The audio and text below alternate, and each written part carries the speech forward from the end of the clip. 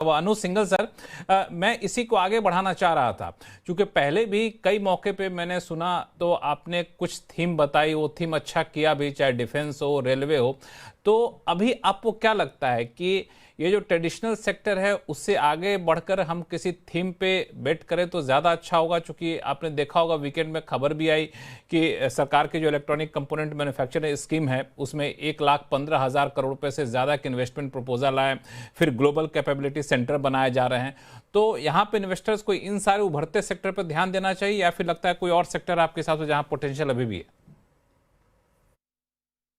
देखिए, जीसीसी तो एक बड़ी थीम रही है, डेटा सेंटर, जीसीसी और ये आईटी से कुछ जुड़े हुए सेलेक्टिव प्लेज, ईएमएस से जुड़े हुए। लेकिन अगर मुझे आप पूछेंगे लक्ष्मण जी, तो मैं बेट करूंगा स्ट्रॉन्गर एनबीएफसीज पर। कारण, जो आरबीआई ने आकर कहा कि हम आगे भी ग्रोथ के लिए तैयार हैं, सपोर्ट करने के लिए, और जिस तरीके से आप देखिए, आप आंकड़े देखिए, आप ऑटो कंपनियों के सेल्स के आंकड़े देखिए, रिटेल कंपनियां बहुत शानदार आंकड़े दे रही हैं लक्ष्मण जी। और अगर आप कभी भी किसी क्रोमा स्टोर में चले जाएं, आपको सबसे पहले वहाँ बजाज फाइनेंस का आउटलेट दिखेगा इंस्टेड ऑफ कोई और किसी चीज़ का। तो ये एनबीएफसीज, जो स्ट्रॉन्गर एनबीएफसीज हैं, auto finance companies, home finance companies और कंज्यूमर फाइनेंस कंपनीज, मेरा ये मानना है कि सबसे स्ट्रॉन्ग सेक्टर यहाँ से ये वाला होगा। मयूर जोशी जी, नहीं, कंप्लीटली एग्री। आपकी क्या राय है? I completely agree. मुझे लगता है, I think autos as a universe में एक अच्छी बढ़ोतरी हमें ऑलरेडी देखने मिली है फ्रंटलाइन नेम्स में।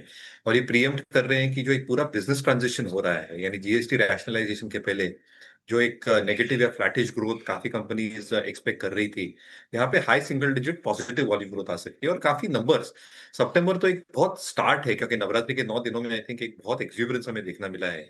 बट जैसे फेस्टिविटीज कंटिन्यू होंगी, दिवाली आएगी अक्टूबर में और सेकंड हाफ में, जैसे पूरे रेट रैशनलाइजेशन का माहौल और भी आई थिंक सीपन होगा, कहीं ना कहीं आई थिंक ये बहुत पॉजिटिवली रिफ्लेक्ट करेगा ऑटो नंबर्स में, जो मार्केट भाग के चल रहा है। तो कहीं ना कहीं जिनके पास फ्रंट लाइन नेम्स है, आप कोई भी स्टॉक पकड़ के चले, मैंने हो मारुति हो, हुंडई इंडिया हो, टीवीएस हो, हीरो हो, I think a large part of this universe should do well. इसके साथ साथ ऑटो एंसिलरीज, क्योंकि ये ऑटो पार्ट्स देंगी, वॉल्यूम बढ़ेंगे तो ऑटो एंसिलरीज की बिक्री में भी एक पॉजिटिव प्रभाव देखने मिलेगा।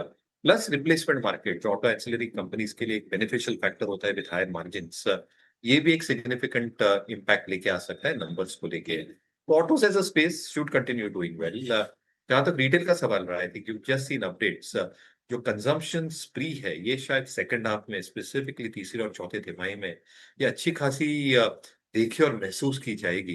एप्पल मेकर्स आज, वी मार्ट रिटेल ने एक अच्छी गाइडेंस दी है, तो कहीं ना कहीं आई थिंक जो डोमेस्टिक एप्पल मेकर्स है, वी मार्ट हुए, विशाल मेगा मार्ट हुए, जिनके पास एक तड़का है एपरल्स का, एफएमसीजी का, ग्रोसरीज का, rural consumption coming back, semi urban consumption coming back, और ये सारे सेगमेंट्स ये वही तबके में है जहाँ पे कंजम्पशन बूम आ सकता है। तो मुझे लगता है कि रिटेल और ऑटोज में जो एक जेन्युइन कंजम्पशन बूम है, ये स्टिकी रह सकता है in the sense that it will be structural, और ये नंबर्स में रिफ्लेक्ट करेगा।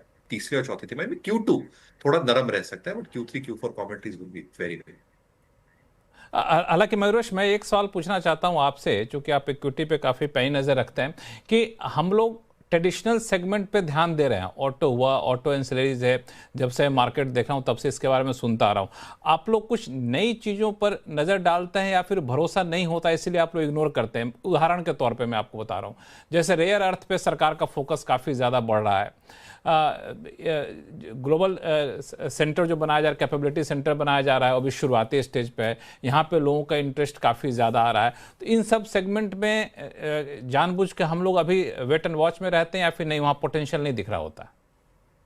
नहीं नहीं, पोटेंशियल तो हो सकता है। देखिए, दो चीजें होती है लक्ष्मण जी, आई थिंक एक होता है जो एक्सपेक्टेशन है इन टर्म्स ऑफ ये सारी चीजें जो पॉजिटिवली प्ले आउट हो, बट हमें ये भी जानना चाहिए कि ये सारी चीजों के लिए एक जेस्टेशन पीरियड, यानी जो एक टाइम पीरियड रहता है, बहुत लंबा रहता है। ये कैपिटल इंटेंसिव प्रोजेक्ट्स हैं जहाँ पे केपेक्स अच्छा खासा लगेगा, फिर इसकी रिसर्च होगी, माइनिंग होगी, ड्रिलिंग होगी, और उसके बाद आई थिंक जो रिजल्ट्स आएंगे बैक एंडेड आएंगे।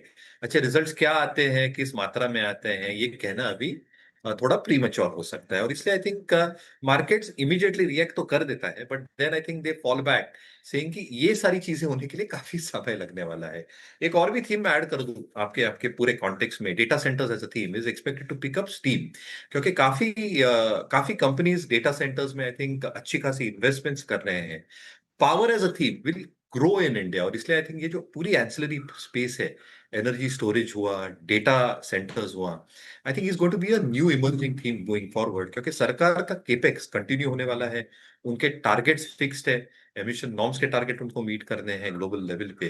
और इसलिए मुझे लगता है I think with in power as a theme, leaving aside a few quality players out there, I think energy storage solutions हुआ या डेटा सेंटर्स हुआ, ये आई थिंक अपकमिंग थीम्स हो सकती है जो अर्निंग्स को और केपेक्स प्लान्स को आई थिंक सपोर्टिव करती है। अनिल जी कुछ जोड़ना चाहते हैं?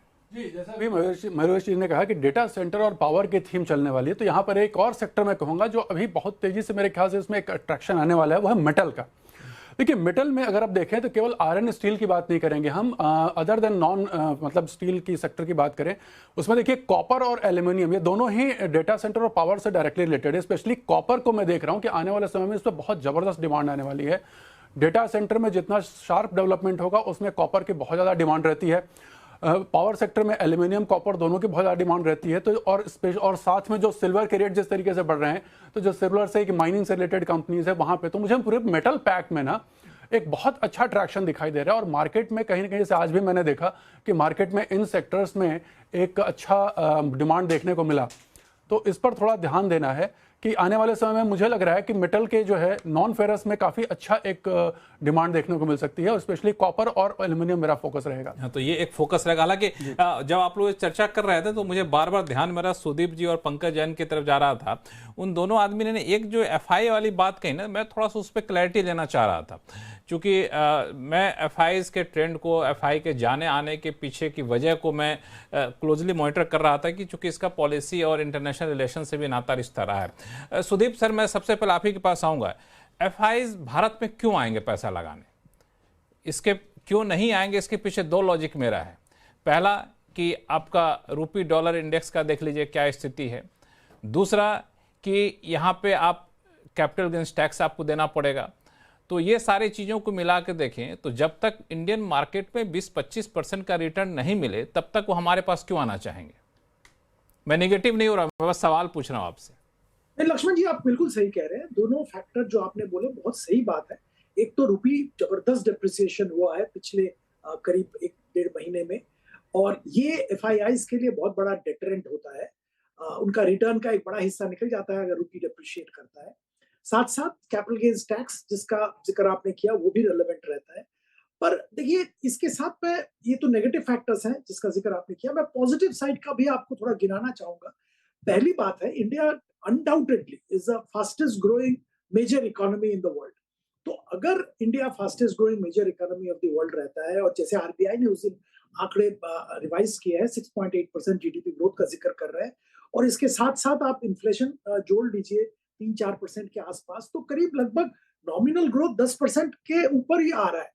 और 10% नॉमिनल ग्रोथ अगर इकोनॉमी में आता है तो अच्छे कंपनीज बहुत इसके ऊपर परफॉर्म करेंगे जिनका ग्रोथ सिग्निफिकेंटली हायर होगा।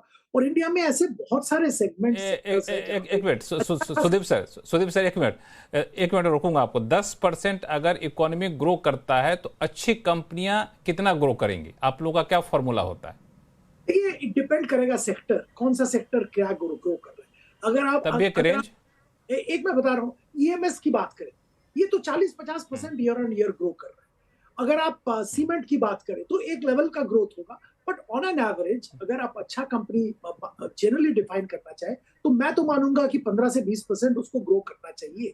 अगर नॉमिनल ग्रोथ इकोनॉमी में 10 है तो 15 से 20% के बीच में एटलीस्ट ग्रोथ होना चाहिए to qualify as a good company in the current circumstances. तो अगर ये स्थिति रहा और एफआईआईज जो कि अपॉर्चुनिटी ढूंढते रहते हैं, तो उनके लिए अच्छा अपॉर्चुनिटी लॉन्ग टर्म के लिए जरूर बनेगा। और देखिए, एफआईआईज भी बहुत सारे तरीके के होते हैं। एक तो जो शॉर्ट टर्म ट्रेडिंग मेंटालिटी से आते हैं और वो लिया बेची करते रहते हैं, और वो अपॉर्चुनिटी ढूंढते हैं डिफरेंट डिफरेंट मार्केट में। आज इंडिया में थोड़ा दिक्कत है तो वो चाइना में करेंगे, चाइना से कोरिया जाएंगे, कोरिया से वियतनाम। ये एक तरह के एफआईआईज होते हैं, ये तो आते जाते रहते हैं, पर लॉन्ग टर्म फंड्स भी बहुत है। और जो जो टोटल एफआईआई का इंडिया में निवेश है उसमें एक बड़ा हिस्सा ये लॉन्ग टर्म जो आउटलुक लेते हैं उनके उनके तरफ से आता है। और ये निवेशक देखेंगे लॉन्ग टर्म इंडिया का ग्रोथ प्रोजेक्शन क्या है, लॉन्ग टर्म एक सेगमेंट का, सेक्टर का ग्रोथ प्रोजेक्शन क्या है, और एक कंपनी का ग्रोथ प्रोजेक्शन क्या उनके हिसाब से है। उस हिसाब से वो पैसा लगाएंगे। साथ साथ आपने जो फैक्टर्स बोले वो भी जरूर ध्यान में रखेंगे कि इंडिया लॉन्ग टर्म करेंसी का व्यू क्या बन रहा है उनके लिए, और कैपिटल गेन्स का सिचुएशन क्या रहेगा, टैक्स का, ये सब हिसाब करके। पर इसके बावजूद मैं ये मानता हूं कि कोई अगर इंडिया में 1 साल प्लस का नजरिया से निवेश करना चाहे वो उसके लिए बुरा नहीं होगा। आज के दिन में जहां पे मार्केट आके खड़ा है और जहां पे करेंसी आके खड़ा है, मुझे नहीं दिख रहा है कि बहुत जबरदस्त डिप्रिसिएशन यहां से होगा। आरबीआई ऑलरेडी इंटरवीन करना चालू किया। एक लेवल तक आरबीआई और सरकार का व्यू था कि रुपी को डिप्रिशिएट करने देना चाहिए, क्योंकि रिलेटिव कॉम्पिटिटिवनेस रहता है अगर रुपी डिप्रिशिएट करता है। हम लोगों को मालूम है टैरिफ के कारण एक्सपोर्टर्स बहुत हालत खराब है, और रुपी अगर डिप्रिशिएट नहीं करेगा तो उनका हालत और भी खराब होगा। तो थोड़ा बहुत रुपी को डिप्रिशिएट करने देना सही था, उन्होंने वो अलाउ किया। पर अब आरबीआई की तरफ से इंटरवेंशन आ रहा है, ये सबको दिख रहा है, और मुझे नहीं लगता है बहुत ज्यादा डिप्रिसिएशन इस लेवल से होगा।